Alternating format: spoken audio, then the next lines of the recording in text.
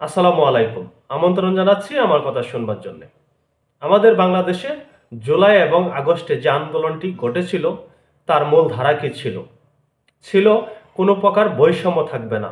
বৈষম্য বিরোধী আন্দোলন ছিল। বাংলাদেশে কোঠাপ্রথা এবং কোনো ক্ষেত্রে বৈষম্য থাকবে না। কিন্তু আমাদের বাংলাদেশ থেকে কি সেই বৈষম্য দূর হয়েছে? আদৌ কি হয়েছে? বিন্দুমাত্র হয়েছে? না, হয়নি। কাগজে কলমে যে সরকারি কোটা ছিল সেগুলো বিলুপ্ত হয়েছে। বাস্তবিক কোনো পরিবর্তন আমাদের বাংলাদেশে ঘটেনি। বাস্তবতায় আমরা যদি লক্ষ্য করে থাকি, প্রতিনিয়ত প্রত্যেকটি ক্ষেত্রে আমরা দেখব বৈষম্য বিরাজমান। আমার কথা শুনে অনেকেই ভাবছেন যে আমি বৈষম্য নিয়ে এভাবে কেন কথা বলছি। কথা বলার পিছনে অবশ্যই তো কারণ থাকে। এই কথাগুলো আমি কিন্তু প্রমাণ ছাড়া বলছি না, অবশ্যই প্রমাণিত সত্য। বর্তমান সময়ের বৈষম্য নিয়ে বিভিন্ন নাগরিক বিভিন্ন সময় বিভিন্ন রকম মন্তব্য করে যাচ্ছেন। তেমনই কিছু মন্তব্য আমি আপনাদের সামনে তুলে ধরছি। এটি যে শুধু আমার কথা না, তারই প্রমাণ হিসাবে। এসডিজি বাস্তবায়ন বিষয়ক নাগরিক প্ল্যাটফর্মের আহ্বায়ক ডক্টর দেবাশিস ভট্টাচার্য বলেছেন, আমরা লক্ষ্য করছি বৈষম্য বিরোধী চেতনার পক্ষের শক্তিদের ভেতরে কেউ কেউ বিভিন্ন বৈষম্য টিকিয়ে রাখতে কাজ করছে। অর্থাৎ বাংলাদেশে যে পরিপূর্ণভাবে এখনো বৈষম্য দূর হয় নাই, প্রত্যেকটি ক্ষেত্রে যে বৈষম্য রয়েছে সেই ইঙ্গিতটি এখানে বহন করছে। তিনি আরো বলেন, ফলে তারা আন্দোলনের মূল তাৎপর্য ক্ষুণ্ণ করছে। রাজধানীর বঙ্গবন্ধু আন্তর্জাতিক সম্মেলন কেন্দ্রে এসডিজি বাস্তবায়নে নাগরিক প্ল্যাটফর্ম আয়োজন করে এই আলোচনার বেশিরভাগ বক্তার সম্মিলিত বক্তব্যের সার কথা ছিল, বৈষম্য বিরোধী চেতনার পক্ষের শক্তির কেউ কেউ বৈষম্যের পক্ষে কাজ করছে। এই যে আলোচনা সভায় এখানে যে বক্তারা কথা বলেছেন তাদের বেশিরভাগের মূল কথা ছিল বর্তমান সময়ে প্রচণ্ড পরিমাণে বৈষম্য হচ্ছে এবং বৈষম্য বিরোধী যারা ছিল, বৈষম্যের বিপক্ষে যারা লড়াই করেছিল, যারা আন্দোলন করেছিল, তারাই এই বৈষম্যের পক্ষ নিচ্ছে। তাহলে বলাই যায় বৈষম্য বিরোধী যে আন্দোলনটি ছিল নামে মাত্র বৈষম্য বিরোধী আন্দোলন, তার পিছনে অন্য কোনো কারণ ছিল।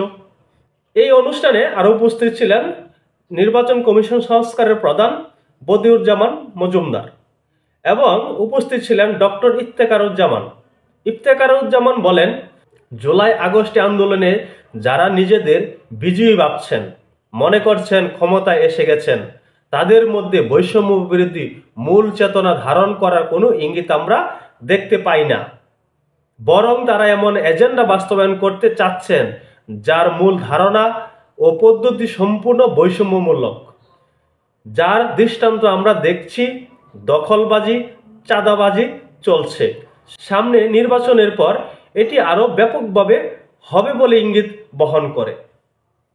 এখানে কিন্তু ইফতেখারুজ্জামান যে ইঙ্গিতটি দিয়েছেন, যারা বৈষম্য বিরোধী ছিলেন তারা বৈষম্য করছেন এবং কোনো একটা এজেন্ডা বাস্তবায়ন করার পক্ষে কাজ করছেন। এখানে যদি আমরা লক্ষ্য করি তার মন্তব্য, তাহলে দেখা যাচ্ছে এখানে তিনি হয়তোবা বিএনপিকে ইঙ্গিত করে কথাগুলা বলেছেন। বিএনপির ভারপ্রাপ্ত চেয়ারম্যান তারেক রহমান বলেছেন, আমরা ক্ষমতায় চলে এসেছি বা ক্ষমতায় চলে আসব, এই ধারণা থেকে আমাদেরকে বেরিয়ে আসতে হবে।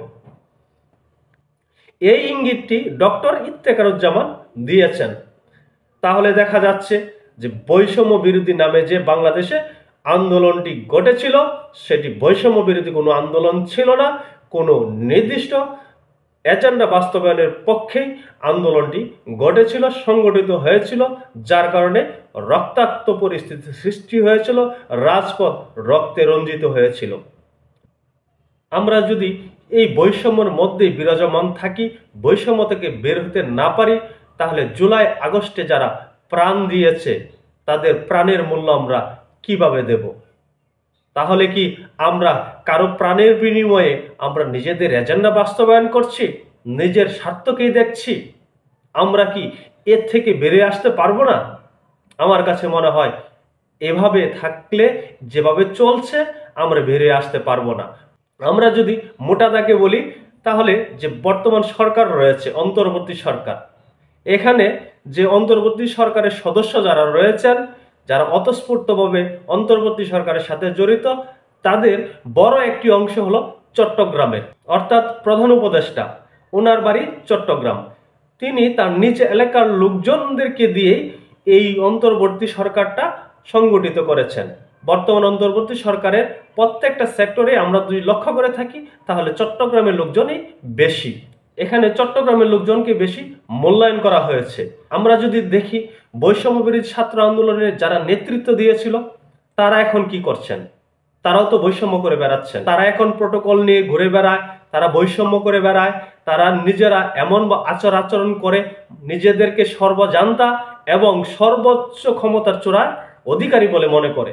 তাহলে এখানে বৈষম্য, তাহলে আমরা আন্দোলনটা করলাম কেন? তাহলে অকপটে বলা যায় আমাদের জুলাই আগস্টে কোনো রকম বৈষম্য বিরোধী আন্দোলন হয়েছিল না, হয়েছিল একটি নির্দিষ্ট এজেন্ডা বাস্তবায়ন করার আন্দোলন। সকলে ভালো থাকবেন। আল্লাহ হাফেজ।